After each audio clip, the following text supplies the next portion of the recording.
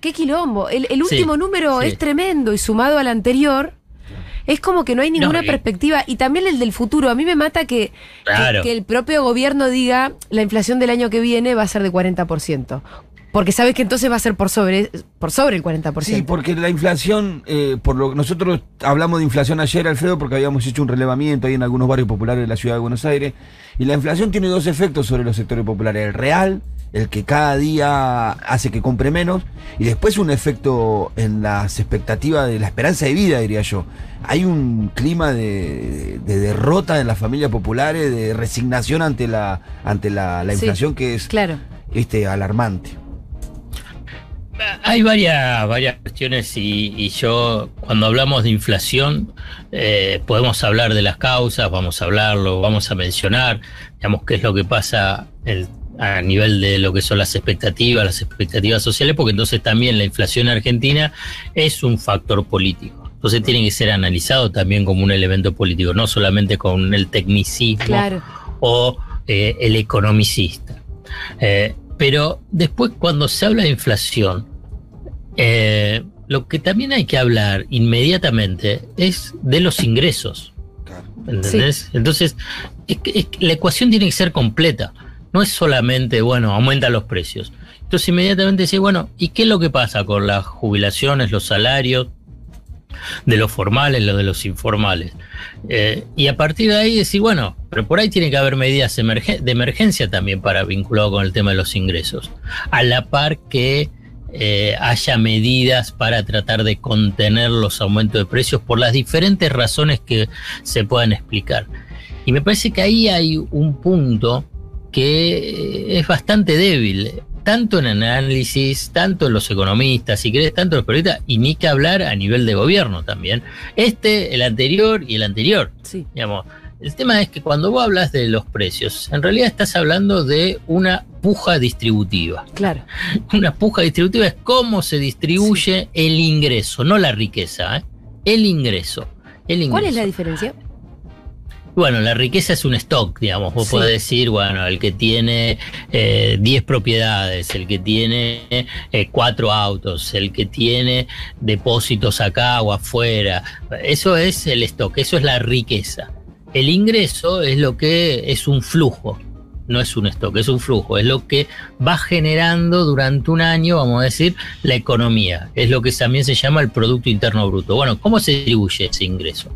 Bueno, si los precios van mucho más rápido que los ingresos, bueno, quienes forman los precios y quienes están en el último eslabón de lo que pueden retener, digamos, vinculado a esa transacción de compra y venta, no, es el que se queda con una mayor porción de los ingresos. Es como que decís, sí, me aumentaron un 10%. Comprar tu canasta básica de consumo y te aumentó un 12%. Claro.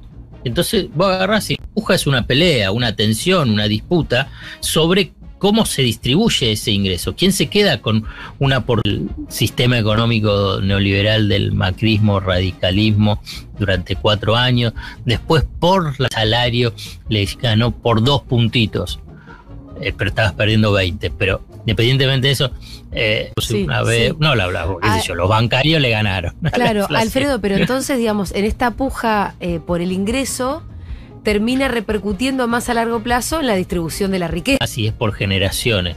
O sea que me estoy derivando, pero me parece interesante. Digamos, Tomás Piketty, porque lo que está, él menciona que lo que hay es lo que tiene que haber es un impuesto muy fuerte al patrimonio, obviamente de los grandes patrimonios. Sí. La puja distributiva se da. Esto es un factor fundamental. Vos fíjate que ahora cuando aparezca que bueno, va a haber aumento de salario, aumento de jubilación, está aumento muy sencilla, pero para que se pueda entender. Y además eso suena a justificación cuando también sabemos que los mismos empresarios saben que hay más platita en el bolsillo, entonces también aprovechan de aumentar los precios. Entonces ahí aparece un aspecto que es complejo, decir, bueno, ¿pero cuál es la tasa de ganancia que busca en promedio, ¿no?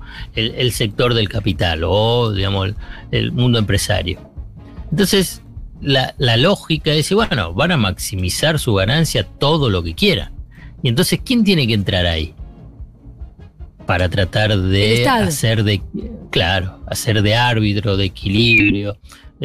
Porque algo dijo Feletti en estos días. Sí. Dice, bueno, como que están, o Kulf, no me acuerdo cuál de los dos, pero bueno, que están teniendo tasas de ganancia importantes. La recuperaron rápidamente durante el 2020 y 2021 pese a la pandemia, y quieren continuar. Entonces decís, bueno, pero si ya tenés una tasa de ganancia elevada, por ejemplo, se le puede decir en la mesa de negociación, y los otros te van a mirar y decir, sí, está bien, pero por ahí quiero más. entonces ahí dice, vos querés más, bueno, acá hay un freno. Sí. ¿Cómo más. Poner el freno? Es bueno. Más, producir Sí. más. Y además también hay una responsabilidad. Vos vendés comida, ¿no? Y ahí aparece la moral y la ética y te empieza a entrar cortocircuito.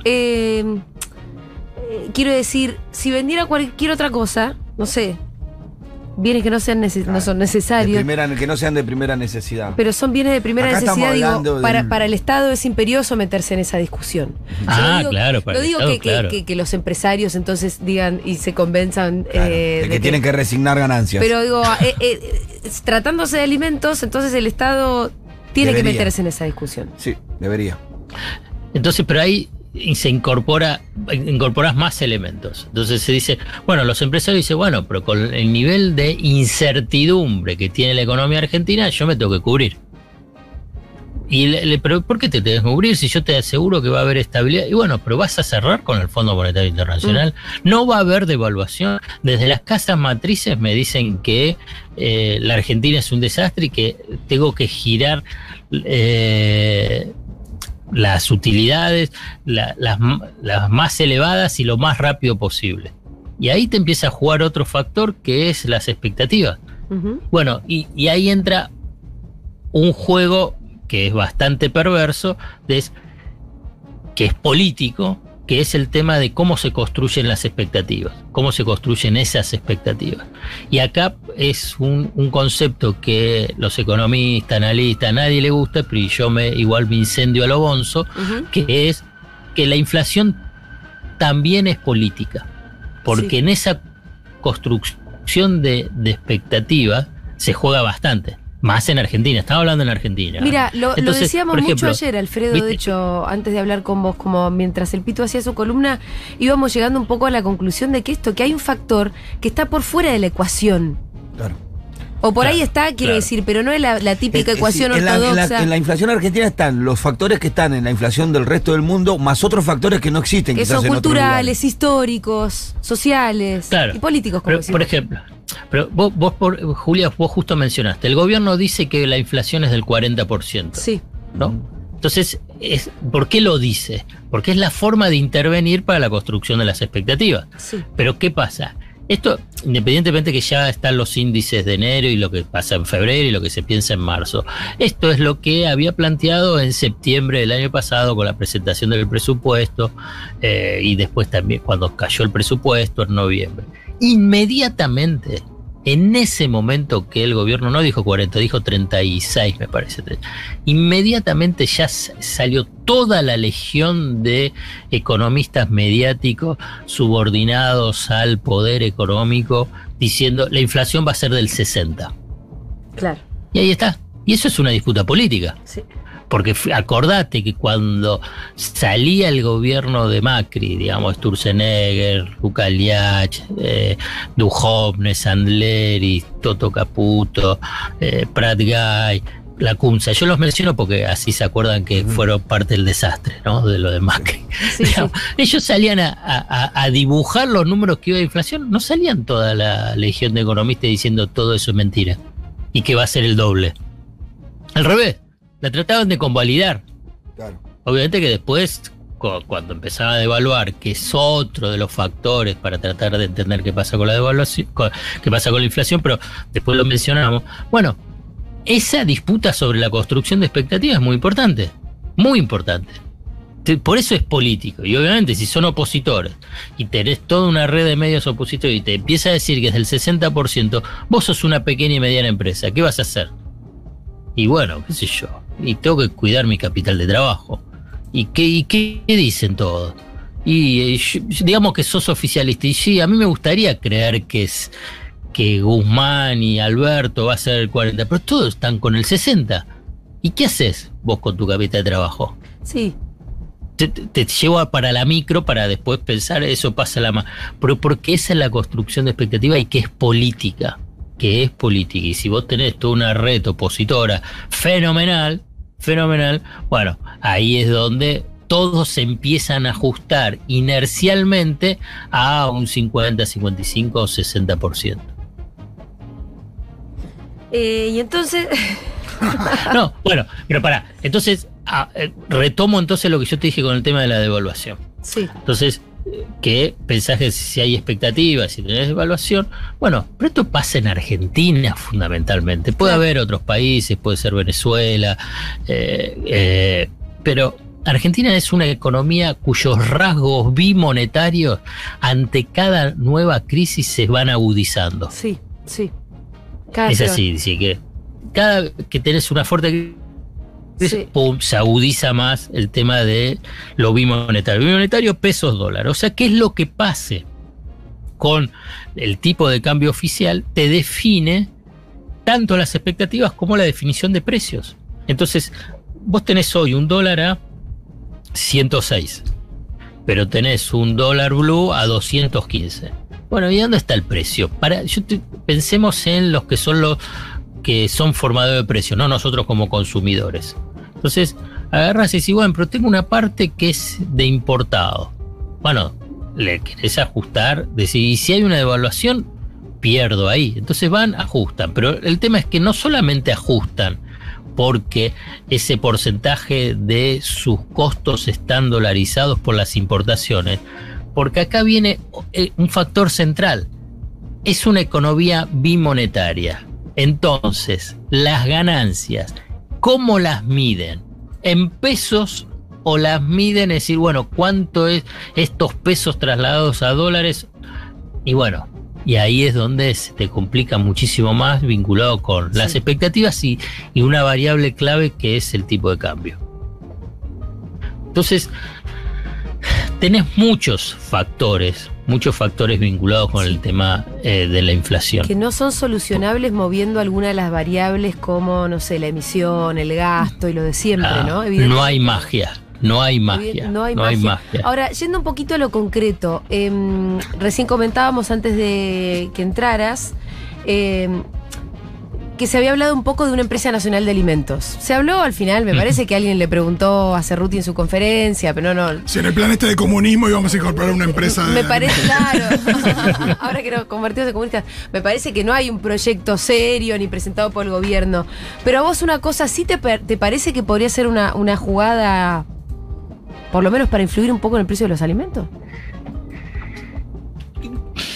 Porque se hablaba de cosas la verdad no sé. Digo, porque se habló de esto en la conferencia de prensa, también ahí Cerruti hablaba, la escuchábamos en el resumen, hablaba de la ley de alquileres, que los alquileres también son obviamente un factor importantísimo en el bolsillo y que acompañan la inflación y acompañan el tema de las expectativas. Pero, ¿sabes qué? Ahí vuelvo sobre el punto inicial y voy a dar vuelta, digamos. Los precios de los alimentos están altos, los alquileres están altos. Y todos van a responderme sí. Entonces yo te pregunto, los salarios de los trabajadores y los ingresos de los jubilados, están bajos. ¿Cómo están? Bajos. Bueno, y ahí está. Claro. Entonces, digamos, a ver, es una tontera. Puedo decir que hay algo los que precios hay que atacar. son altos, los precios son altos porque los salarios son bajos. Claro. Sí. Los salarios porque son no bajos. Alcanza.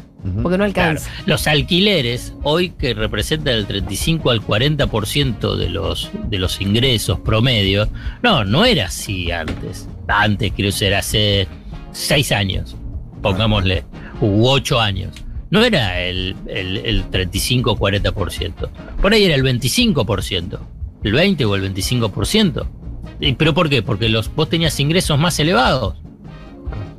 Entonces, eso también es la discusión. Hay que tener en cuenta que los ingresos promedios en Argentina se derrumbaron un 20% y esto se está acumulando desde hace varios años. Entonces, hay un problema de ingresos cuando estamos pensando sobre el tema de los precios. Sí. Porque si vos tenés aumentos y vuelve, eso, no quiero reiterarme. O sea que a nosotros, nos pasa, Alfredo, como es muy claro lo que le pasa a esta empresita, que es Futurock, Sí. que se sostiene con el aporte principalmente con el aporte de sus socios, ¿no?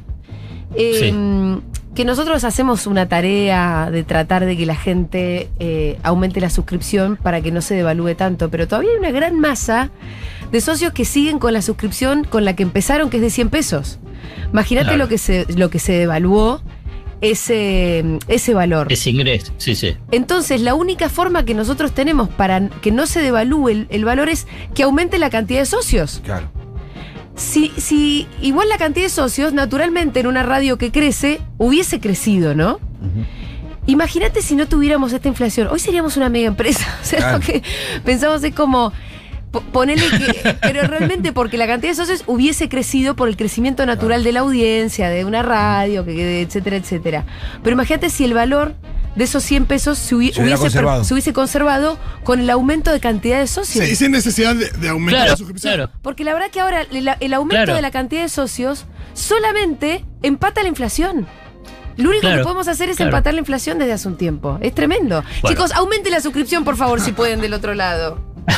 Es muy fácil, entran a futurock.fm, a comunidad, y hay un botoncito que dice aumentar suscripción.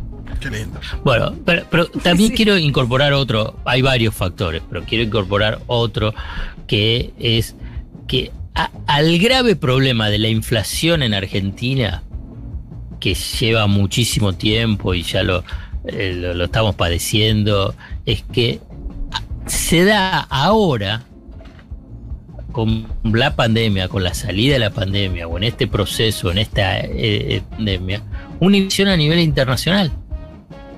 O sea que sobre llovido mojado. Sí. Entonces, porque y no es que, digamos, la Argentina es gravísimo. Ahora bien, pregunta hay un gran debate en Estados Unidos sobre qué hacer frente a la inflación. Entonces, pregúntame rápido, ¿y cuánto es la tasa de inflación de Estados Unidos? ¿Cuánto es la tasa de inflación? No se rían, porque es poquitísimo. 7,5 anual. Claro, pero es un montón para un país como Estados Unidos. Se le triplicó, es una barbaridad. Se le triplicó en estos meses. Brasil, ¿cuánto tiene? 10,5% anual. Bueno, también se le triplicó. Entonces, dice, ¿y pero por qué? Bueno, esto pasa en casi todos los países, ¿Pero por qué? Bueno, porque existió y existe una pandemia. Y esa pandemia tuvo impactos económicos. Y esos impactos económicos son varios, que llevó a aumento de los precios de las materias primas, aumentos del precio de la energía, problemas en la cadena de suministros, o sea, entre oferta y demanda, o sea, faltan productos porque no llegan, porque la demanda empezó a crecer mucho más rápido que la oferta con la salida de la pandemia, y casi se triplicó también el valor del traslado, del flete. Fíjate todos estos factores externos, ¿no? Entonces, y todo eso también te impacta en los precios de acá. En los costos que se trasladan a precios. Entonces, la sube de los precios en las materias primas, lo sabemos ya. Si te sube el trigo, bueno, el productor a nivel local te sube también el precio. Y se traslada al trigo. De ahí la importancia de las retenciones. A la harina, al pan, a la pasta. Las retenciones, bueno, ahora va a avanzar Feletti en un fondo que se llama un fideicomiso, tanto vinculado con el trigo y maíz, para resumirlo, bueno, para tratar de subsidiar el precio local. Claro, ¿no? Que no compita con lo que puede pagar un tipo que gana en dólares. Claro, bueno. Después entonces tenés también suba de los precios. Esto es bueno también porque cuando exportás tenés más dólares, ¿no? Y Argentina necesita dólares. También te sube el precio de la energía, o sea, el petróleo. Entonces, qué bueno, porque Argentina también exporta, entonces tenemos más dólares. Sí, bueno, pero también Argentina importa. Sí. Y si Argentina importa, tiene que gastar los dólares. Claro, gastar los dólares, pero también se empieza a cuestionar qué pasa con la tarifa. Sí. Porque si no, tenés que incrementar los subsidios. Bueno, después, tenés problemas en la cadena de suministro, significa que no te llegan los productos que necesitas. Por ejemplo, papel, aluminio, plástico, cartón. Entonces, eso a cero. Entonces, todo eso, te incrementa los precios, porque no hay lo suficiente. Además, China, que salió con todo, se lleva toda la... tira para arriba los precios. Bueno, y frente a toda esa situación, tenés problemas también con el incremento de los fletes. Digamos, el traslado marítimo, si querés, de esas materias primas, y te aumentan los precios. Bueno, y ahí podés seguir. Y te doy un ejemplo, hasta es anecdótico, pero para poder entender también cómo va cambiando el tema de la pandemia. Aceleró algunos procesos y pone tensiones en algunos mercados. Viste que salió la industria editorial protestando y diciendo que el Estado haga algo porque el precio del papel para libros aumentó un 115, un 120%, ¿no? Sí. Entonces, además de la demanda internacional, además de la concentración, que en la Argentina es celulosa y papel de Tucumán, solamente 2 empresas, además de los costos del flete, vos sabés que hay una derivación muy importante de la producción nacional hacia Mercado Libre. Mira vos, no me digas. A la empresa. ¿Por qué? ¿Pero por qué? Porque todas las transacciones se hacen por ahí. No, claro, no, pero las transacciones vinculadas con el tema del cartón y el papel. ¿Viste que te llega la mercadería así? Porque te viene empaquetada. Claro. No te puedo creer. ¿Entendés? Entonces, vos fíjate las complejidades que se van armando. Hay muchas que tenemos que ir cortando, Alfredo, estamos hablando hace un rato largo y vos cada vez que volvés a introducir... una ventana más y ya no queremos quedar acá. Sí, son un montón de ventanas, yo lo sé y me vuelvo loco con el tema agarremos de la inflación, el tema de... dejémoslo pendiente. Sí, el tema de inflación va a ser un tema. No, yo te digo puntualmente lo de Mercado Libre y el precio del cartón. Hablemos con la Cámara de libros, editorial. Me parece interesante. Bueno, Alfredo, te mandamos un beso grande.